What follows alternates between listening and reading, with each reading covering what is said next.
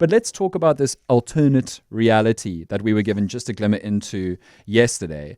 We are very, very happy to be joined on the line by Ronald King, who is a chartered tax advisor, to give us a little bit of an understanding of what would have happened in South Africa today or in the coming days and weeks if that budget had gone through yesterday. Ronald, thank you for joining us. How are you doing?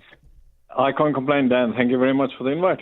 So first, talk to us. There's been a big fight about whether 2% tax increase means 2% of, VAT increase means 2% of the VAT at 15, so to raise the VAT level by a couple of percentage points, or whether a 2% meant 15 to 17% VAT. Definitely an increase from 15 to 17%. The budget speech itself pretty clear on that exact wording. Yes, so it would have been from the 15% to the 17%. So just so that people understand, value-added tax is a consumption tax. So when a product or a service is sold or paid for, there's a little bit of VAT levied on that. But much like a tariff, what generally happens is that the seller then just incorporates that VAT that they need to pay into the sale price, which means that the purchaser, the consumer, generally then just has to pay more for whatever they need. And so when we think about VAT going up by 2%, Ronald, what would that have meant for everyday South Africans in the coming days? Yeah, so that is a very good summary of it. The more you spend, the more VAT you pay. Now, if you look, that sounds good. The big benefit is that everybody pays it. But the problem that you have is that the poorer a person is, the less choice he has to spend. So if you're only earning 2,000 Rand a month, you're going to spend that whole 2,000 Rand. And therefore 100% of your income is now taxed on VAT.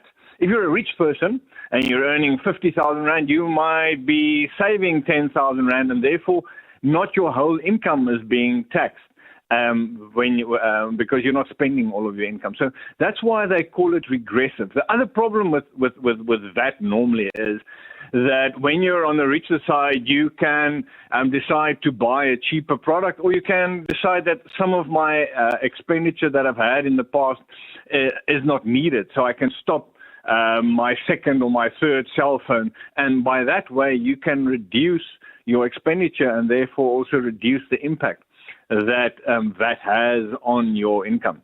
But if you're spending everything that you're earning and you don't have a choice and you're already on the cheapest product out there, then, of course, it's very difficult to get away of this 2% VAT that would have been charged. So, Ronald, given that VAT is so clearly most punishing on impoverished people and people with less money, and given that for the last 6 months we've been, frankly, in a delicious way, bombarded with good news about inflation coming down in South Africa, repo rate cuts and the rest, why on earth did the finance minister and his team think that there was justification, firstly, for something like a VAT increase that is this dramatic? And secondly, why did they think South Africa would be chill with it?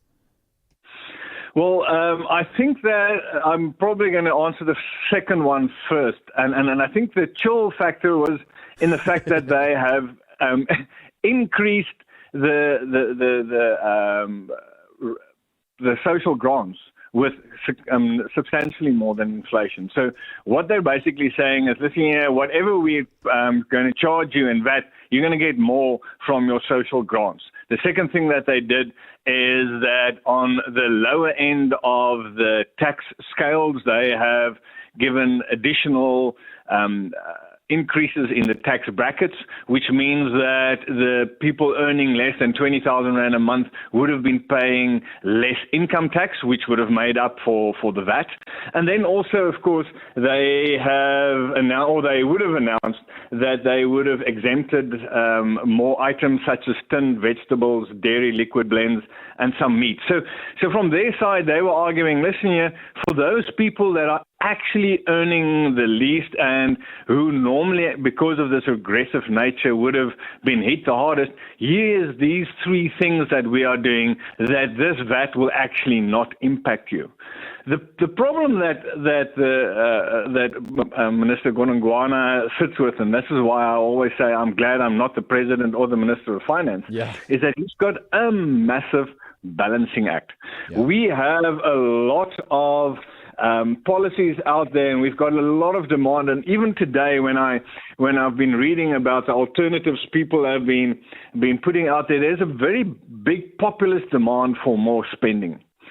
And we cannot spend and tax your companies. One of the recommendations now is to increase income tax on companies back to 28%. But the problem that, and I think this is what people are missing, is Gonongwana said yes. Minister Gonongwana said yes. I'm going to tax you 2% more in VAT, and it's going to hurt the poor.